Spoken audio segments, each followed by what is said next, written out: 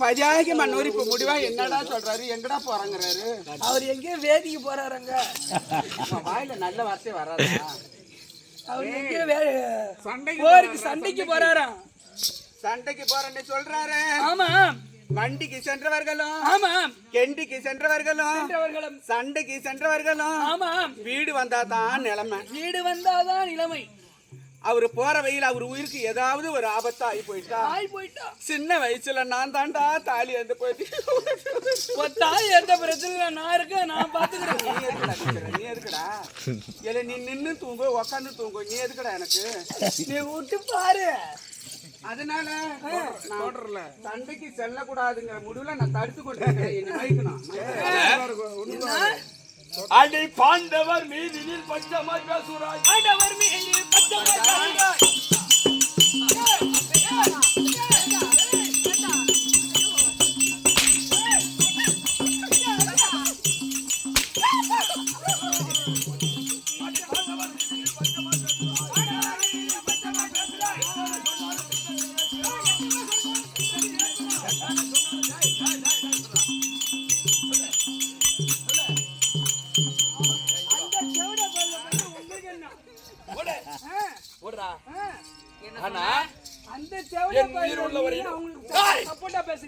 பச்சை மக்களாய் ஐவராஜாக்களுக்கு ஒரு குண்டு ஊசி அந்த பூமியில தொட்டி எடுத்த அந்த முனையில வருமா மண்ணு மண்ணு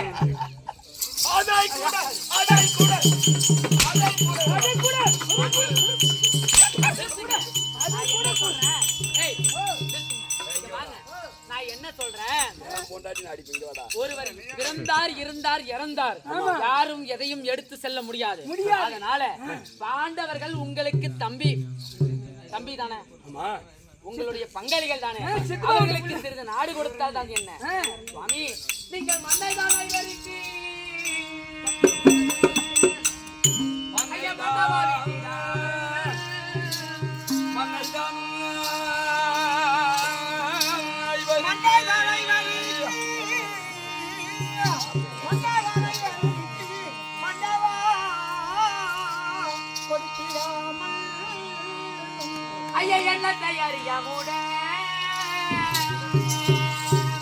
நீங்கள் மதியினால் கழிக்க வென்று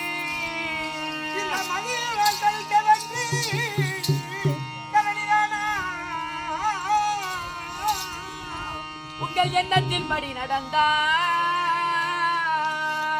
அந்த ஈசனும் வேறு உண்டோ, ஈசனும் வேறு உண்டோ.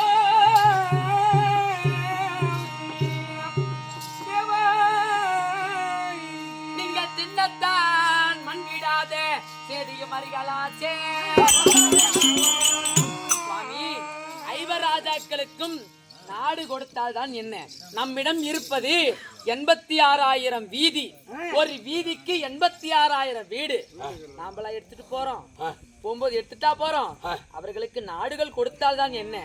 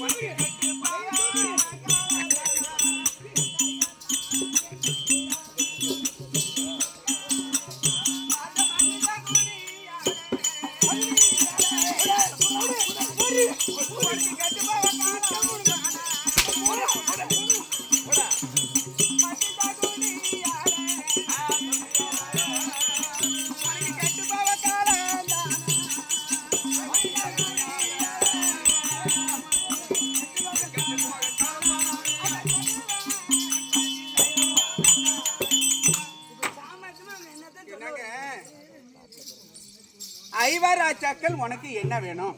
சித்தப்பார் பிள்ளை. அவங்க சித்தப்பார் பிள்ளைங்க, நீங்க பெரியப்பார் பிள்ளைங்க தானே? அவர் கனகத்திலே பிறந்த சேவடியா பிள்ளை. என்னது? ஒவ்வொருத்தனுக்கும் ஒரு அப்பா.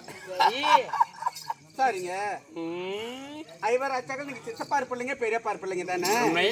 ஏன் அவங்களுக்கு சேரக்கூடிய நான் பாகத்தை பிரிச்சு கொடுத்துட்டா அவர்களுக்கு நம்மளுக்கு வம்பு வழக்கு ஏன் வருது? உனக்கு எதுக்கு கெட்ட எண்ணம், கேடு கட்ட புத்தி, மண்ணுக்காக போராடிய நயம் வஞ்சகன்னு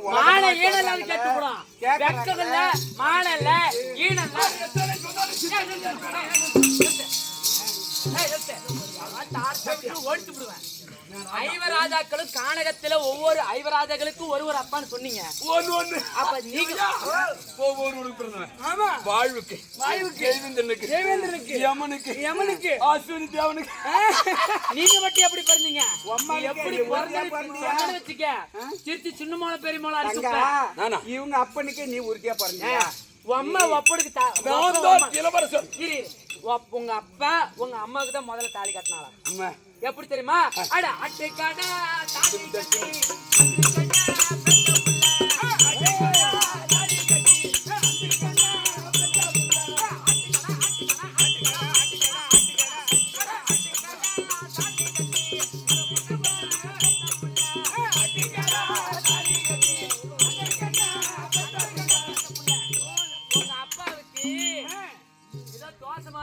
தாலி கட்டி முதல் மனைவியை திருமணம் செய்தால் இறந்து விடுவார் என்று ஆட்டுக்கு தாலி கட்டி ஆடு செத்து போச்சு.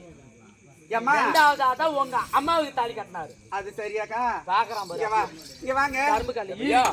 சொல்றத கேளுங்க.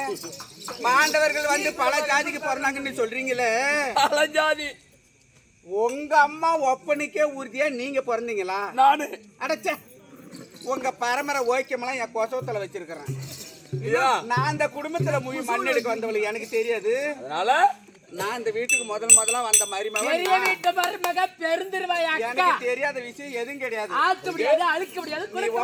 உறுதியா பிறந்தன்னு சொல்றிய உங்க அம்மாவோட கதையை நான் சொல்றேன் கேக்குறீங்களா?